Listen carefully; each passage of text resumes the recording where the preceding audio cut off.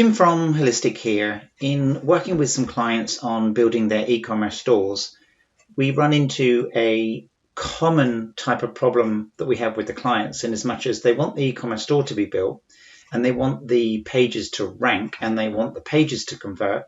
And what they do is they send us one picture of their product, maybe two pictures of their product. I just want to take a moment to talk about what they should be doing instead of that, because that's a mistake.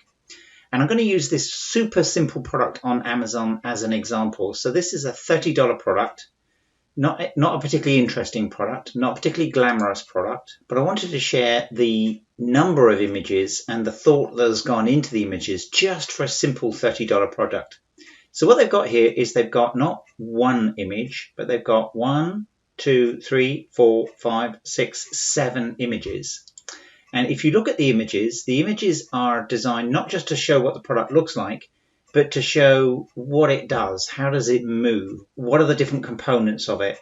The pictures show the different features of the product. That's a lifestyle picture in context, in the home, the type of home that you would put it in. It's a trash can for the bathroom, but it implies indirectly cleanliness and safety in the bathroom. This is an important one, a super important one. And I can't say how often I personally have gone in and looked at a product and got frustrated because you couldn't find the details of the specific size that you want. It's not just the size of the product, but look at this. It's the size of the product in terms of the height, but also the height when the lid is open. And the inner product, what's the size of the inner product? So a huge amount of detail there and thought has gone into the sizing. This type of image is really easy to create. It's just a couple of pictures of the product with the sizes put in as an overlay. So super simple. Some more use case images.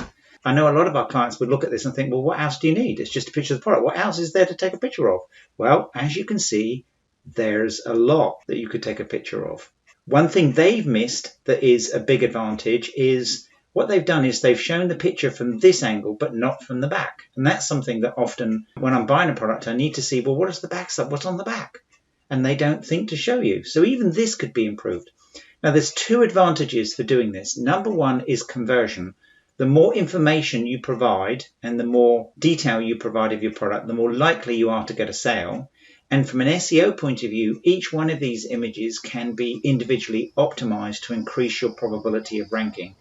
Bearing in mind, people will often search just on the image in Google alone.